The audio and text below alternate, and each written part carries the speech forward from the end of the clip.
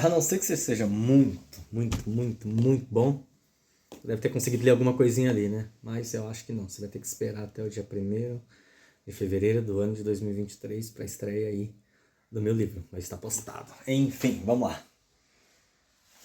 O olhinho tá vermelho, mas não é porque eu tava chorando, não. É porque eu tô com um problema nos olhos. Consegui terminar 2/3 do meu livro. Eu dividi ele em 4 partes. Quem tá acompanhando a história sabe. Quem acompanhou no Instagram sabe. Mano, é forte. Eu recomendo todo mundo fazer isso. Não espera ficar velho, não. Já vai escrevendo. Aí depois você vai colocando, tal, tal, tal, tal. E é bom demais. E eu quero falar um pouquinho pra vocês aqui de como tá esse processo. Ah, mas dá pra você contar alguma coisa? Dá. Ah, uma outra coisinha um pouquinho de mais leve, dá. Eu ia até colocar isso na caixinha de sugestão do Insta, mas eu falei, não vou colocar não. Eu vou falar no YouTube e quem quiser acompanha no YouTube. Posso até chamar o link lá e falar aqui. Pra quem não me conhece, meu nome é Anderson, presbítero pela misericórdia e agora escritor. Entre mais umas milhares de coisas. Eu tô preparando aí a abertura do meu canal, sei lá como é que chama lá, a vinheta, falando esse monte de coisinha. Mas eu quero falar um pouquinho dessas 2 primeiras partes do meu livro. De 0 a 10 anos e de 11 a 20 anos. Tem bastante coisa? Tem. Tem muita história? Tem. E eu tô um pouco mexido. Porque muita gente que eu não via há anos, sabe o que é anos? Anos mesmo. Eu não via há muitos anos. Começaram a aparecer na minha vida, ex-namoradas, coisinhas aí do dia a dia, ex-amigos, ex-colegas, tudo, foi tudo aparecendo, cara. E eu fico assustado, muito assustado. Esses dias eu quase caí da cadeira. Eu fui jantar num lugarzinho aqui próximo de casa que eu curto, que eu gosto. Mas é um ambiente mais familiar, tal. Já fui, obviamente, família lá, mas eu tava sozinho. Que é assim que eu tenho andado. De repente tô lá, tal, e os caras me recepcionando, tratando daquele jeito, tal. É engraçado, eu vou precisar lugar, os caras acham que eu sou celebridade, eu racho o bico, mano. Os caras lá, tal, tal, tal, tal. E todo mundo ficava olhando pra mim. Era engraçado mesmo, porque eu ando meio estranho mesmo na rua. Roupa, esses bagulho. E eu concordo. Então eu entendo. Mas nada muito, muito, muito fora do comum. Só um pouco fora do comum.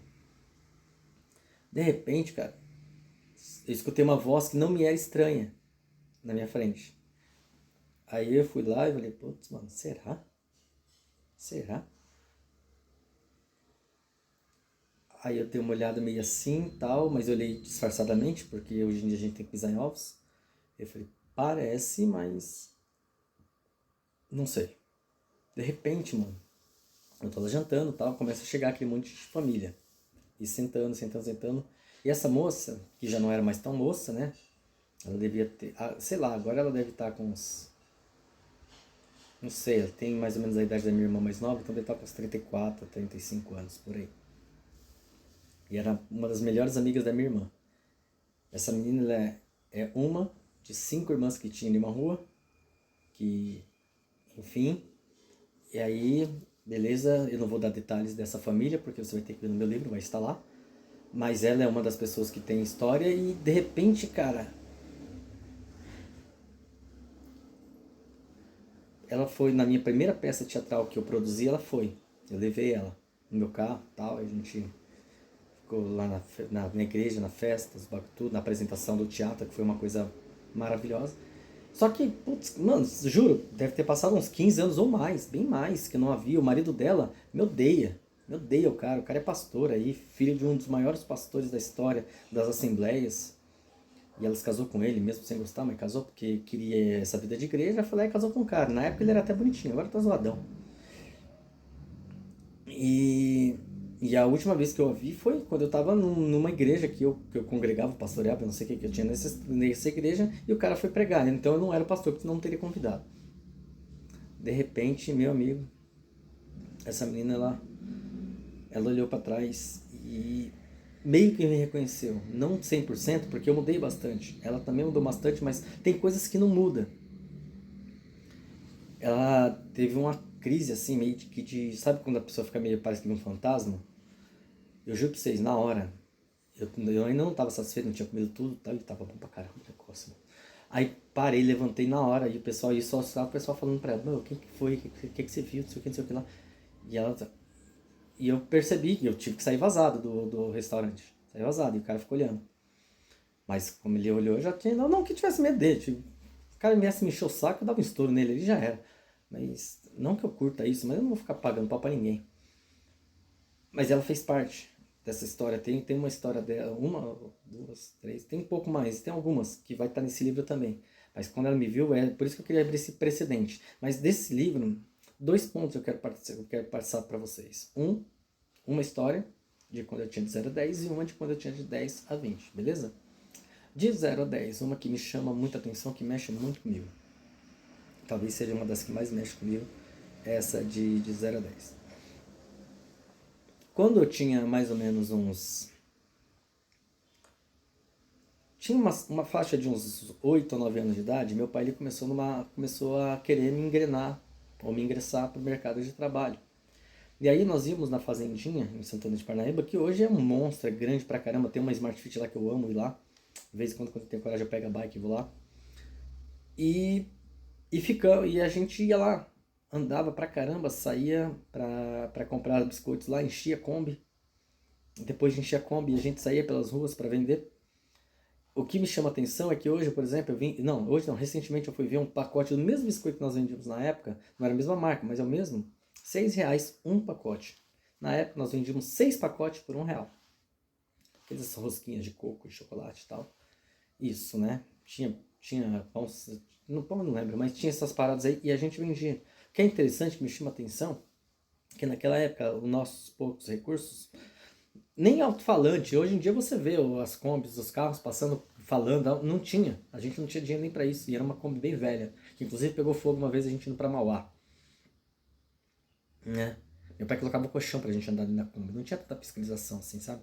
Quem conhece Mauá sabe que é longe pra caramba daqui de onde nós moramos. E de repente, nós ficamos por muito tempo fazendo esse negócio. E quando a gente parava nos locais, aí a gente tinha que parar a Kombi, todo mundo conhecia, porque era uma Kombi velha e tal. Não que na época tivesse muitos carros novos. E aí a gente abria a Kombi e saia gritando, ó, biscoito e tal. E saia gritando e o pessoal vinha. E, putz, mano, era um sucesso. Era um sucesso isso daí. E ficamos assim por bastante tempo, até nós termos nosso primeiro estabelecimento, que foi o quê? Uma avícola. Nós vendíamos frango. Nós vendíamos frango naquela época. Deixa eu ver se vai melhorar aqui, porque eu já tô tremendo pra caramba. Porque eu não quero ficar parecendo aquela mala lá atrás. Mas é só você não reparar nela, tá? Repara em mim. E aí ficava aparecendo aquela... Ah não, tô falando da mala, já misturei tudo. Enfim, isso aconteceu por muitos anos e aí começou o meu primeiro trabalho oficial, assim, que era de cortar frango. Então por isso que hoje eu conheço pra caramba de frango, conheço bastante de carne. Eu corto um frango com muita facilidade, limpo ele com muita facilidade e é um dos meus pratos preferidos.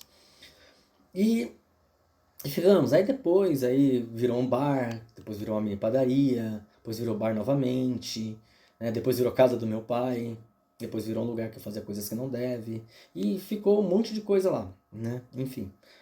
De 11 a 20 anos, o que chama bastante atenção. Com 12 a 13 eu comecei a trabalhar fora, que era numa pizzaria. E aí eu trabalhava simultaneamente na pizzaria e na padaria do meu pai. E era o dia inteiro ativa. Mas ainda assim me sobrava tempo para fazer merda. E eu aprontava muito quando eu era jovem. Não que eu me orgulhe disso, mas é interessante as pessoas saberem que isso não compensa. Por isso que eu estou escrevendo esse livro, que o final geralmente não é muito feliz. E aí, quando... Eu sei que vai ser difícil pra vocês, então para de olhar pra mala. Pera aí, vamos mudar. Pronto, mudei de cenário. Então agora você não vai ficar olhando pra mala mais, tá bom? Ah, Anderson, mas a gente vai ficar olhando pra essa claridade aí da janela, tá bom? Pronto, agora melhorou. Enfim. E aí eu comecei a trabalhar na pizzaria, que inclusive foi onde roubaram uma bike minha uma vez, tal. Assaltaram eu de mão armada e a gente foi atrás dos bandidos. E aí eu comecei a trabalhar nessa pizzaria, trabalhei bastante tempo, foi onde eu comecei a melhorar essa minha questão de trabalhar com massa, por isso que hoje eu curto muito mexer com massa, fazer pão, pizza, todos esses trem aí eu curto fazer. E trabalhei bastante tempo nessa pizzaria hoje, o dono dela infelizmente. Na verdade, ele faleceu tem em torno de uns 20 anos aí que ele faleceu, Beto. E tem muita história legal dessa pizzaria que vai estar no meu livro, muita história legal mesmo, cara. Coisas que vocês vão saber de pizzaria que vocês não fazem ideia, mas como nesse livro eu vou revelar toda a minha vida, não vai ter segredos não, lá vai estar tudo. E chama muita atenção porque quando eu comecei a trabalhar todos esses negócios, eu ainda sobrava tempo para fazer um monte de coisa, como eu falei, e aí foi indo, eu trabalhei alguns anos nessa pizzaria, e depois quando eu saí, com 16, 17 anos, que foi quando meu pai, justamente quando meu pai se separou da minha mãe, que eu tinha 16, 17 anos, foi justamente quando eu fiquei desempregado, aí foi uma merda, porque minha mãe, ela chegava ao ponto de falar assim, eu não vou ficar criando vagabundo em casa não, você vai ter que trabalhar, moleque. Cara, mano, eu tinha a menor noção do que era trabalhar fora, só tive essa experiência. E e começou essa pressão, e ficou essa pressão aí com pelo menos 1 ou 2 anos, porque 17 a 18 anos você está em fase de reservista, não consegue emprego. E aí eu não conseguia ficar em casa, nunca fui de ficar em casa, inclusive hoje, atualmente eu não sou de ficar em casa, eu ia muito pra rua. E na época, entrar no salão de dança, esses negócios, era muito barato, e eu dançava bem, eu era fogo, mano, fazia muita festa.